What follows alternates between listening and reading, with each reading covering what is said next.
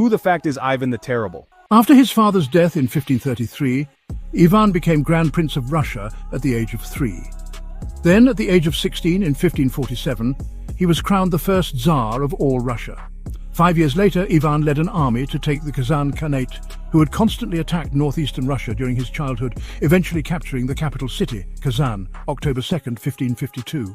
The next year, the Tsar fell ill, nearly losing his life. When he recovered, Ivan went on to open the White Sea to English traders and established the first printing press in Russia.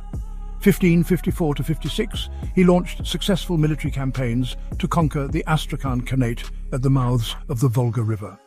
Soon after, he launched the Livonian War in an effort to gain the Baltic Sea trade. Unfortunately, the war lasted 24 years and eventually drained the resources of Russia. The 1560s were marked by famine, disease, and tragedy. In 1560, Ivan lost his wife, most likely due to poison, and one of his advisors defected to Lithuania, then devastated the region of Velikiye Luki. It's believed these events affected his mind and set in motion the horrors to come. In 1564, Ivan abdicated his power, leaving the boyar families to rule. It wasn't long after the boyars sent for Ivan's return, which he did on the condition he be granted absolute power. This was the beginning of the oprichnina, a policy directed at oppression primarily of the boyars and the formation of the oprichniki, the military guard Ivan used to carry out his actions. For the next 6 years, Ivan used his newfound power to execute or exile any boyar he pleased, based on questionable conspiracies. By 1570, Ivan's paranoia came to a boiling point.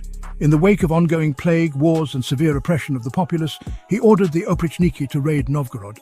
The massacre lasted 5 weeks, according to the Third Novgorod Chronicle. It said 500 to 600 people were lost daily. 2 years later, the oprichnina was abolished along with the oprichniki after they failed to prove themselves in the Russo-Crimean War. In 1581, the decline in Ivan's mental health is clear when he killed his son in a fit of rage. 3 years later, Ivan had a heart attack playing chess.